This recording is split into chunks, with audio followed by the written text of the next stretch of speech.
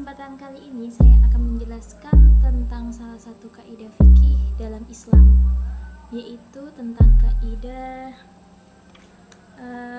al-sarruf wa al-mal, yaitu tindakan hukum terhadap harta dan kepemilikan.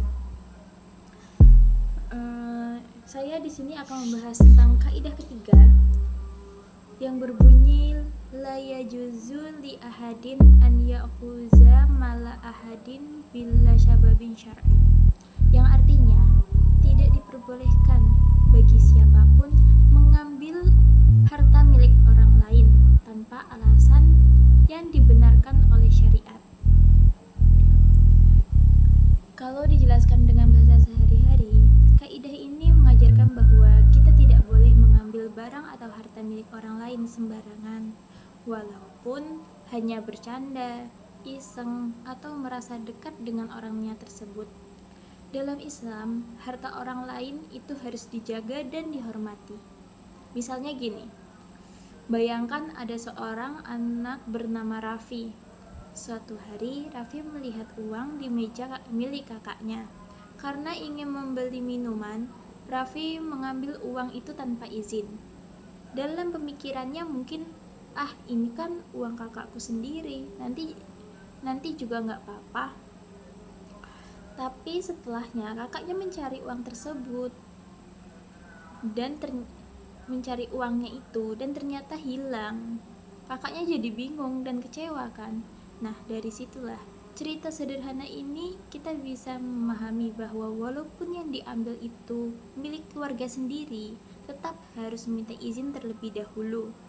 Karena dalam Islam, mengambil hak orang lain tanpa izin itu tidak dibenarkan. Kaidah ini juga mengajarkan bahwa alasan mengambil barang harus benar menurut syariat, bukan hanya menuruti keinginan pribadi. Contohnya lagi, ada seseorang teman ingin meminjam motor temannya untuk pergi sebentar.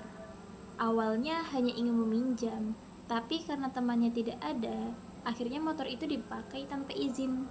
Di jalan ternyata motor itu jatuh dan rusak. Walaupun niat awalnya hanya meminjam sebentar, tetap saja dia harus bertanggung jawab memperbaiki kerusakan motor tersebut karena barang itu dipakai tanpa izin pemiliknya.